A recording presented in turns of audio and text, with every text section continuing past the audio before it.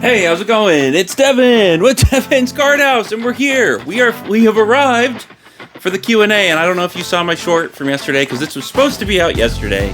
Did not make it out yesterday because this printer. I had to print out the questions. I actually got this printer because, well, there's a lot of useful things you can do with the printer, but I thought for this Q&A it'd be really good to have just print out the questions, and I use my phone to shoot the videos, so I can't really look at my phone, and I'm really bad at putting stuff together for phones and stuff. So actually, I'm a boomer when it comes to, I'll just have these papers in my hand and it'll work better. And I have a bunch of ideas for things, and if I need notes and stuff like that, so papers will work in the future. Anyways, that's why I missed out on the Q&A yesterday. It's the printer's fault, not my fault. Not that I'm a boomer horrible at technology. It was one of those things where as you're getting through it, you keep getting through one thing after the other. And you're like, okay, this is going to take one more thing, and then it's one more thing, and then you run into another thing, and then another thing, and I finally figured it out, but it's HP, man. Don't tell my dad. Dad's really into printers. I bought an HP, Dad. I'm sorry, Dad. I'm sorry I bought an HP. I shouldn't have done it. I didn't want to do it. I hate HP too, but it was such a good deal. I couldn't pass it up, and it was like half off. Of course it's half off. It's because it's HP. Anyways, let's get to the Q&A. I got my coffee here. We have the questions here, and let's get right into it. So the first question I have here is from Angel Valencia 4891, and I know one of your questions is how many questions am I going to answer of your questions, and it's all of them. I went through every video, I think, and I grabbed all the questions, so every question that was asked will be answered. I'm going to try to get through them as much detail as I can, but let's see how far we can get here. So I made it to the end. My question is as follows: which set is your personal favorite? And that's really hard for me because I love Kaladesh.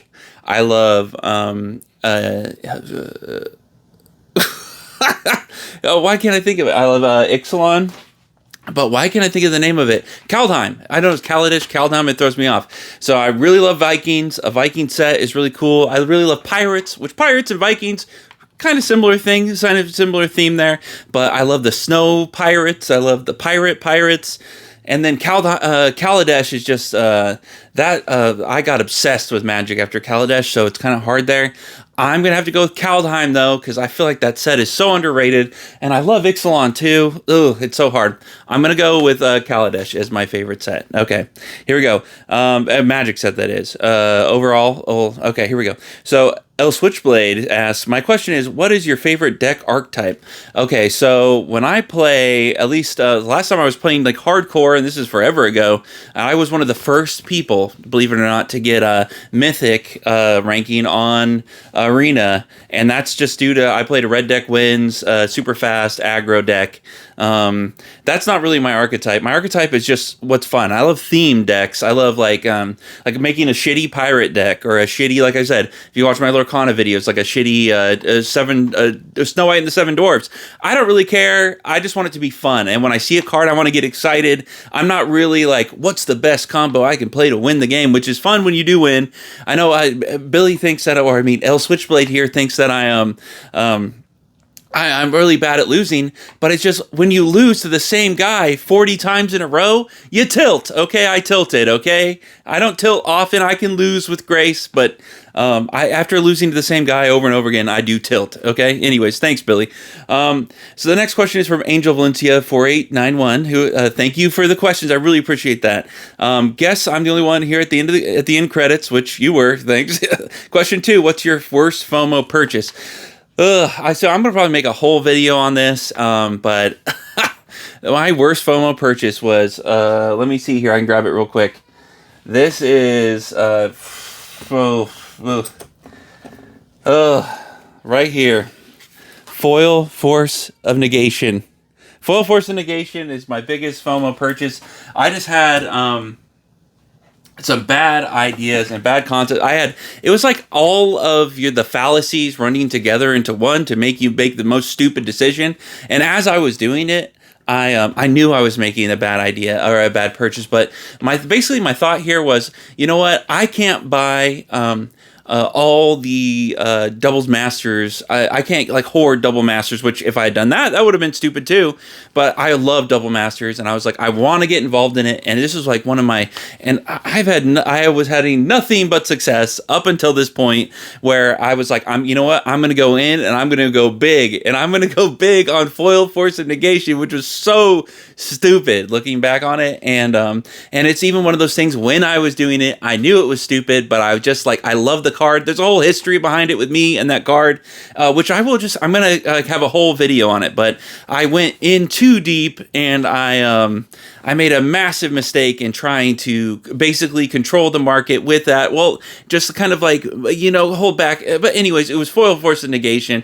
I totally, I saw the price drop. I wanted to get in. I ended up losing a lot of money. And like, yeah, you don't lose it till you sell. But at this point, I am way too scared for Wizards of the Coast, Hasbro, to just reprint it in some secret layer, and it's going to go down even further, especially with the Urza coming out again. It's like, okay, they're going to reprint Force of Negation probably pretty soon, so I'm just selling them all. So if you go on my eBay, you will see all different types of Force of Negation on there, and they're all at the cheapest price, and the cheapest price on the internet that I could find, and then and they're all at a pretty big loss for me. So I'm taking that loss. I'm moving on because I don't want them to reprint it and to get an even bigger loss. So at this point, I have moved on. So I'll get into that in a bigger, but that is a great question. So thank you.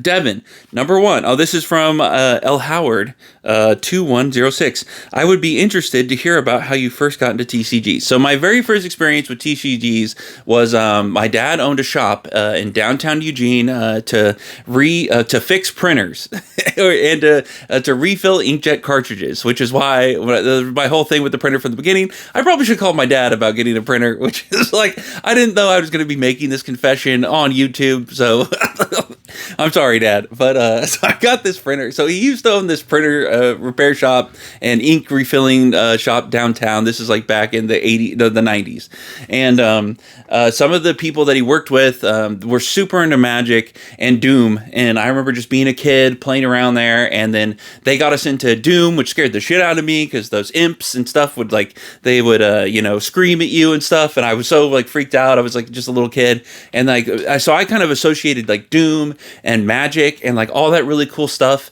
back in the 90s, just for being like, I've always said, like super dark and like kind of mysterious and kind of adult, and because I associated it with adults and stuff. So they got us a bunch of Magic cards, and they were trying to get us into it, and we loved them, but we didn't know how to play. It's confusing. If you ever try to teach a kid how to play Magic, it's really hard.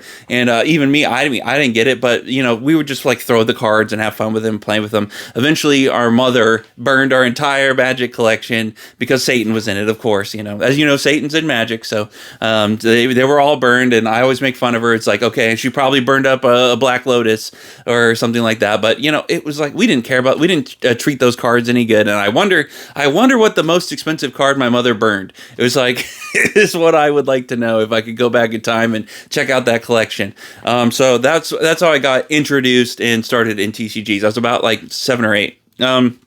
Next question from L. Howard, number 2. What do you see from Lorcana, MTG, and Sorcery as being the de facto game for the next 2 years? Okay, so for me, I know I feel like there is a push online. I don't know, all these pay pigs and simps coming out for Magic. Like, everything's turned around, everything's changed. Okay, nothing has changed with what they're doing about the specific problems with them. They've combined stuff, but they still have the variants. As long as the variants it's maintained, okay, so I'm going to say this personally for me. All y'all pay piggies can go up there and pay, $200 for serialized trash in Ravnica Remastered. I refuse to take part in that. I hope you do too.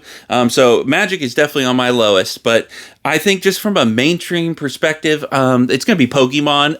Well, Pokemon's always the winner when it comes to this stuff. And I don't really know anything about Pokemon. I just know every kid loves Pokemon. I know Pokemon. Everybody knows Pokemon. If your grandma knows that you're into trading cards, she's probably going to buy you Pokemon. Pokemon's the leader. But when it comes to this other stuff, Sorcery, I feel like Sorcery has a great an actual indie TCG. It's got a great indie TCG following. It's going to pick up steam, but it's not going to be in the lead. I don't see it ever being like in the lead. Could it beat like a Yu-Gi-Oh? at some point, I mean, that's like heresy for me to say, but I would love for it to do something like that. But I don't feel like it has. I don't feel like its mechanics are fun, and I think it's awesome, and I love it. But I'm not sure that I don't know how it translates to like tournament play and mainstream. I don't know how it does that, but I think it's going to do excellent where it is. I don't see it like being de facto. And then also, so then our final one is Lorcana. Lorcana has that mainstream pull. Guys, I'm the pay piggy. I am the simp when it comes to Lorcana. I'm simping all day for Lorcana. I love Lorcana. You didn't ask me about Grand Archive. That's strange. Okay. Weird, because I would have put okay. Here, next question. Do you like the way manufacturers are controlling launch supply? Is it better or worse for the hobby? Okay, so when it comes to Magic, it seems like they're pulling back, which is good. But for how they've been controlling launch supply for the past 3 years or 2 years ish, has been complete dog shit. So I kind of Magic has been fucking up everywhere. I cannot stand Wizards of the Coast right now with how they've been controlling supply, and just because they're trying to like win us all back now, like I hold grudges, people, okay, and I don't let grudges go. It takes a lot for me to let a grudge go. So I am not letting Wizards off the hook for a while. I mean, I will forgive and forget eventually, but not right now. It's been a set, guys. Come on. And especially when, all you pay piggies out there for Wizards, all you simps for Wizards, you're going to be right back bitching about them as soon as Ravnica Remasters comes out. Except they're probably going to hold back the supply to like 2 boxes so that it skyrockets to $500. Everyone's going to be like, did you see? Did you see? Wizards, they changed. They figured it out, guys. Like nobody's... Okay, whatever. But when it comes to sorcery, I love what they've done with Alpha. That was unlimited. Anybody could have gone on Alpha. All the people who did got it. When it comes to Beta, it looks like there's an excellent amount of supply. It's kind of holding. I know it's getting up to 200, but you can still get on Team Covenant and get those boxes for 150. And then I'm pretty sure there's, I've heard in the grapevine, and I know from Rudy, he's getting another 2,000 kits, which is 3 boxes a piece, which is 6,000 boxes are going to be entering the market. And then, so from Rudy, and then I'm sure if Rudy's getting some, other people got to be getting some too. So I'm pretty sure there's going to be another wave. I like this, like giving it, like, it's like, it get in there, the price drops, the price slowly rises. They do another one, the price drops, the price slowly rises. And then they probably, hopefully there's a tiny third wave, and then the price, like, kind of hits, and then we have a slow teeter up is what I like. So I love what Sorcery is doing. It's great. When it comes to the other game you ask about, Lorcana, do I like what Lorcana is doing? Personally, I find it to be fun. I feel horrible for all the people who want to get on their hands of the game to play the game, but they can't do it because there's no boxes out there. So I love it, but that doesn't mean that it's good. And like, you can see me, I'm on the fucking hunt for this shit, and I'm having fun with it. But I know a lot of people are not having fun with it. A lot of people are like, Lorcana's dead, Lorcana's over, because they can't get enough product. But that's going to be fixed, guys. There will be enough product. I just hope they just don't shoot too far in the other way, but they're going to. That's exactly what's going to happen. All the prices are going to crash, and it's going to be the Magic problem. And but for them, I'm excited for that, because I want to collect the sets. I want to get a full binder. I want the enchanted cards. I want all the prices to go down to nothing so I can own all the cards. So I'm excited for it all. Like, give me all the Lorcana, crash everything. Let's get some Crimson Vow pricing on the first chapter. I want $60 boxes, okay? Okay, next question. Olive Whale, I really appreciate all your comments, and interacting with you has been great. I really appreciate everything that you've, I appreciate all your comments, so thank you. So your question here is, hey Devin, biggest card purchase regret? Okay, that was definitely the Force of Will. That is my biggest regret. Sorry, Force of Negation. And then either buying something or not buying something. Okay. So my biggest regret was going way too deep on this foil Force of Negations, and then my biggest regret not buying something. My biggest regret not buying something was there's an $800 Liliana Dreadhorde General for foil Amano. That was $800, and I had the money at the time. I saw the card, and I was like, should I just buy that? Should I buy that $800 Liliana foil Amano? And I was like, it'll probably go down. And no, it did not. That card is now, I wonder how much it is. I haven't checked in a while, but the last time I checked, it was $3,000. So I could have got it for $800, and now it's $3,000. So I just had this other, so there's these foil Liliana the Veil promos that just came out in Japan, and it's anime sexy Liliana, and I bought one. And it was like $250, and because of what this, I was like, I'm not doing that again. So I missed out on the foil Amano, and I feel I'm always going to regret that until the end of time. Okay, thank you, Olive. Okay, here's the next question. Russ 8am1, is your business online only? Yes, it is online only, unless I meet up with you in person to do like sell some shit to hand off to you. I don't have like a business storefront, but I've done a couple of meeting in person stuff, always through eBay. I've never like you will lose your account if you fuck around with that. And I've had people ask me like, hey, let's do a side deal. Since I am an eBay only seller at this point, I don't I take all my sales through eBay. It just makes it easier, and I'm not fucking around with that. That is serious. Like I've known people to lose accounts and stuff, and I take that shit super seriously. I would never want to lose my account. So even though I've met with people in person, it's still is through eBay just to exchange the product. But no storefront at this time. I would love to. That's a dream. So, and then you're, okay. Do you have a storefront there locally? No, I wish I did, but I do not. What made you decide to get into selling the business part? So what made me get into it is, so I think I just followed like the main way people get into this, which is you start playing, then you start collecting, and then you start investing-ish, but more so it was just like, I want to buy boxes of Kaladesh and Eldritch Moon and stuff like that, so that when the prices like get higher, that I have boxes that me and my friends can play with. It was kind of the start of it, but then you're like, oh, why don't I just sell this shit? But that was like back then, and everything's changed. Like that was easy mode. We don't have easy mode anymore, so it's not like that. You can't buy boxes of Crimson Vow or like that was just like such a good time to. And people back then were, complaining about Eldritch Moon and everything like that, but it was a great time to buy. So, anyways, it was really that's what got me. It was just loving the game and wanting more of it and wanting to hold on to it cheap so we could play it in the future for cheap. How long have you been doing this business line, not YouTube? Favorite dead CCGTC that you own and still play? That's Magi Nation. Magi Nation is okay. So Magic got me started. I guess I got into TCGs with Magic, but Magi Nation was the first real card game that I played and understood in middle school. Magi Nation is incredible. I have boxes and collection. I haven't put anything up on, if you don't know what Magi Nation looks like, it looks like this. I have tons of Magi Nation.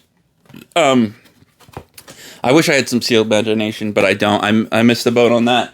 But Magi Nation's incredible. I'm going to have a whole bunch of videos on that. So if you don't know anything about it, I will be having videos on it soon. So I love Magi Nation. Okay. Thank you for your question there, Russ. Okay, I'm saving Dave from Dave's Card Warehouse to the end here because they got a bunch of questions from Dave. So the next one from Daniel B6803. Number 1, what's your address? Number 2, what time do you usually go to sleep at night? Number 3, list your top 10 fears in order of how likely we can purchase them from the local Home Depot, with 10 being the least likely and 1 being presently on clearance. I just like probably a nail gun. Don't come to my home with a nail gun or something like that. Okay, I've had to say this before. I'm in Texas. You can kind of put that together what that means. If you come to the card house and you weren't invited to the card house, we're prepared, okay? That's all I'm going to say for that. But don't come uninvited. Don't ever fucking show up to my house. I will go apeshit on you, okay? And I don't know if you can tell, I'm a bigger guy, okay? Here we go. Anyways, L Switchblade. Okay, no, does Dan have another question here? Was that Dan's only question? That was Dan's only question. Thank you for asking for my address and what time I go to sleep. I usually go to sleep around 9:30, in case you're wondering about that. Okay. L Switchblade. Avocados or green peppers? Avocados, of course. It's like the fruit of vegetables. And the other question from L Switchblade. My question is, what is your favorite? Oh, I already answered that, L Switchblade. So, okay. So I'm holding on to this for Dave, and then what's this one here? Okay, so I have one from ZegDWG8TR. Hello, bro. How much money do you invest in per month in TCGs? So this varies from month to month. I usually my limit now, if I have a lot of cash, because I'm cash only, no credit. Is if I have a good store up, I will spend around $2,000 on something. But usually lately what I've been doing is just spending like around $600 on an individual thing. But it all depends on how much cash I have stored up to make purchases. So that it varies depending on like what's going on. And like currently we've been having a lot of family things and things we'd have to spend money on. And so I haven't had as much cash for cash opportunities as I'd like. So this month it's really been around or the last few months I've only been spending around I'd say $1,500 or maybe I'd have to look it up to see exactly how much, but it all really depends on what what has to go out for bills and family stuff and, paying off my credit cards and things like that versus, how much cash I have stored up to make purchases, to sell, and all that. So, it really just depends. Okay. Next one. Jamie Wagner, my mom. I don't know where my question went. Well, your question's right here on this piece of paper. Yeah, I was wondering about that myself. Great question, Mom. I don't know where your question went either. Okay, so that's it for that paper. We're done there. Okay, I'm saving it on this one. So my mom ended up texting me her question because she didn't know where her question went. And her question goes like this. I think my question did not meet community standards. Were you swearing? Were you cussing? Were you being absurd or obscene in the comments, Mom? That's not good, Mom. Okay, so I'm asking it here. Are the digital codes on Pokemon cards worth anything? On Marketplace, the description reads, each pack contains 25 cards minimum of 2 digital coded cards, and the chance at reverse holos are ultra rare or holo rare. Each pack is a mystery. But the picture only shows digital codes in clear cellophane. Good or bad purchase for 8-year-old Pokemon fan? So I don't really do Pokemon all that much, but I do know, and your question is really weird, because it sounds like you're just buying digital codes only in cellophane from a marketplace, but on Marketplace. Is it like Facebook Marketplace? Okay, if you're talking about Facebook, so here's the deal. If you buy Pokemon product, any Pokemon product, they come with digital codes for the card game itself that you can use on the online client. So what I would do, Mom, is you want to buy the kids. They're called ETBs. ETBs. They're Elite Trainer Boxes. There's a new set that just came out. It's called Pokemon 151, and so you want to buy Pokemon 151 Elite Trainer boxes, or they have like these other boxes with it's like Zapdos or the other Pokemon. I don't know exactly, like Electrode or something like that, but there's all these different things you can buy. Go on Amazon, look up Pokemon 151. If you see the Elite Trainer box, you get that, or some of the other stuff. But each of those comes with digital codes included. So this person whoever's trying to sell you this stuff, it's just so they opened an Elite Trainer box, they got the digital codes, and now they're just trying to sell them on the side. And that's for people who are just want codes so they can play, so they can open packs online. And the kids might want that, but I think they'd probably want the physical cards and the digital cards if they want to use that client. So go ahead and get them that Elite Trainer box, or go get them some of the other stuff, because Pokemon does it. And Pokemon's great for that, having the digital included with your actual card. So you're welcome, Mom. I hope that answered your question. So the next one is Jow Mouter 1974. Howdy, I have one question. I started collecting Pokemon when I bought 4 booster packs and pulled the Rainbow Pikachu, which I'm guessing is a really good card. I was hooked since that moment. Yesterday I bought 4 packs of Lorcana, first time ever, and pulled an Enchanted Namari. Been craving for more packs ever since. My question is, how is it possible that packs know I'm a beginner, so they give me something good to ensure me coming back? I'm pretty down to earth, but this has to be some sorcery. I hope you know. Thanks in advance.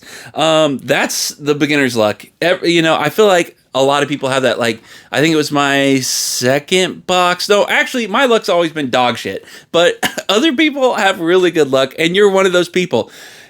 Dave from Dave's Card Warehouse has excellent luck, and he will do the same thing. And his luck continues to go on. I've seen this guy pull every best card from every set out of the first 10 packs that he ever buys from anything, and then that's just him, and that's just what he does. And that you could be that. It might not even be beginner's luck. You could just be really, really lucky, like Dave, who keeps pulling foil cores from Sorcery from every box that he gets. Good for you, Dave. And good for you if you have the luck. You might want to check that out. I would keep going with it. It might not be beginner's luck. You might be actually really lucky and take it from somebody who's not lucky at all. So I have to live my life not trying to do the gambler thing because I always fucking lose. So for somebody who's winning, you might want to. You could use that. So. I'd say stick with it. Just don't go crazy. Don't go crazy. Don't go all in. That's that's my big thing. Don't go all in. Just be good little doses. Okay. Thank you so much for the question. Okay. The next one from Bare Necessity TCG. Thoughts on Battle Spirit Saga? It's my biggest money maker on TCG currently. See, I don't know anything about it. I just know it's Bandai, right? And that's crazy. You see, it is cool that it's these little side games that maybe you're more interested than other people. For me, it's Grand Archive that are actually like really good for business on what you're doing. So I'll have to check it out. I've seen the art and it looks really cool, but I just don't know anything about it. And with all the T-sheets going on, nothing has really pulled me into it. But knowing that it's a great seller for you, maybe I'll check it out some more and give you my thoughts. But really, all I know is the logo, and it's just anime. That's all I really know about it. I'll look into it more. But I appreciate that. Thanks for the tip there. And then Angel Valencia right here, 4891. How many of my questions will be included in the Q&A? All of them. Every single one. Every one that you gave me will be included in the Q&A. So thank you, Angel. I really appreciate that. So finally... Okay, so now the questions from Dave at Dave's Card Warehouse. Number one, easy.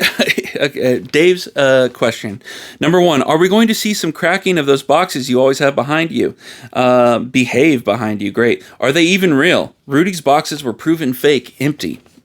Were they? So these boxes, no, I'm probably not going to open it. Maybe I'll do an across time Digimon box opening, but these behind me I won't. The Sorcery Alpha, I won't do that. You can't even see that. I have no interest in opening any of these. I mean, I do have a Fallen Empires. Maybe I'll open a pack of Fallen Empires.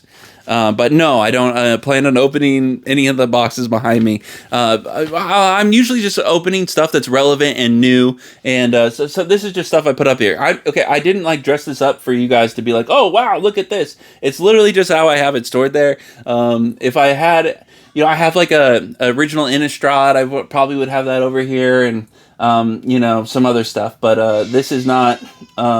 Or I'd have my alpha, my sorcery a little more prevalent, but I don't. This is just how I have everything stored. It's not for whatever. And I have to all this stuff has to be rearranged. So I'm trying to rearrange everything, but you can't see it, but this office is fucking wrecked. I wrecked this office. I need to clean it up and get it rearranged. So that's one of my goals. Next question from Dave is, where are the giveaways? Okay, so the giveaway question. So there will be giveaways, and check this out. The giveaway is literally hours of video content that I have been putting out on this goddamn YouTube channel. That's the giveaway. The giveaway is my time talking to you.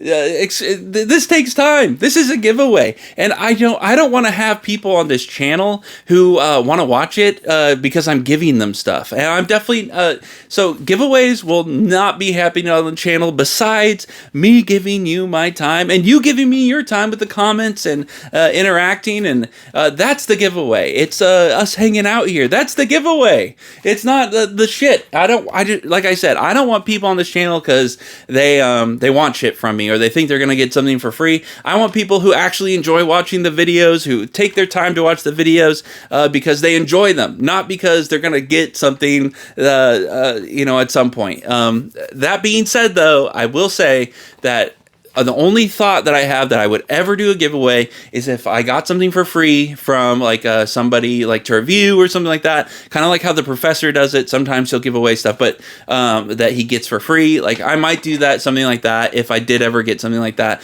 But I will never be like purchasing something to give away on the channel. That will never happen. But this is the giveaway right here, right? Isn't this fun? This is you, us together, our time. This is the giveaway. So I hope you enjoy what I'm giving you right now is me spending however long this fucking took to print these out. I spent an hour trying to get these printer. That's the giveaway. It's me getting this printer connected, okay? Number 3, will you stop talking about Lorcana? No one plays it. I play it, motherfucker. Jesus. I love Lorcana. Everyone loves Lorcana. Lorcana's huge. Everyone loves Lorcana. So, and then L. Howard responds, I'd like to see more Lorcana content. Personally, we like to play it at the local community center. I would love to show up to that community center sometime and slam some games with y'all at the community center. So if you have a Play Lorcana at your local community center, let me know in the comments, okay? So then more questions from Dave at Dave's Card Warehouse. Will there be giveaways? When? Not will there be giveaways. When will there be giveaways? The giveaway's right now. The giveaway is right now, as I'm talking to you. You are getting something from me, like I said. And like I said, maybe, and that's a definite maybe if in the future, if there'd ever be a giveaway. Number 2, are you only doing Lorcana content for views? Do you like any other games?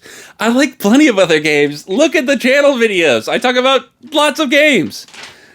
Number 3, which set do you have the most inventory of currently? It was Dawn of Ash from Grand Archive. I had like 30 boxes, but since I opened all of them, the most that I have of a set is probably, I just have a couple cases of War of the Spark. I think that's probably the most. It's probably War of the Spark or Throne of Eldraine. It's probably the most that I have of.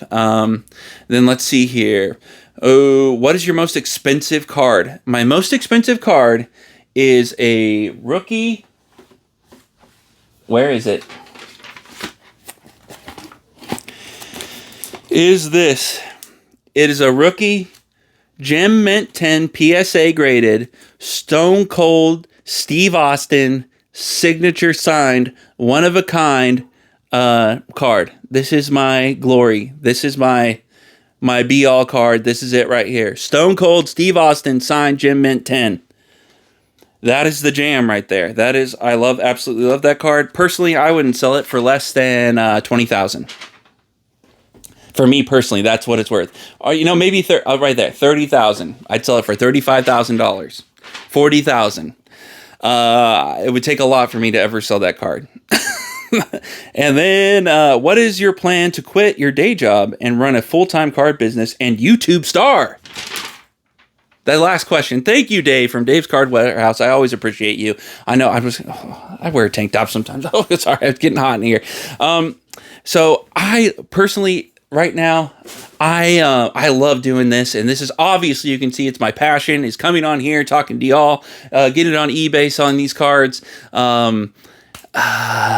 Just like, this is my passion, obviously, but I do love my day job. My day job is what supports me to do all this. I have been working for the company that I work for a long time, and I love the people I work with, and I really I love that job, and I couldn't step away from that job to do this full time currently. I would love, that's why I'm working so hard at this though, because I would love to do that. This is obviously my passion. I feel like it's what I should be doing, but at the time, at the level of money that I make on eBay or the money that I make on YouTube, which is none at all, I just lose money. And even on, sometimes you make decisions on eBay where you just lose money. So as I learn and as I grow, having my day job is so important to get me to the point where maybe one day I could do that. And obviously it's my dream, it's my passion to be on here and talking about this stuff and being involved with all this. So But I do want to say at the same time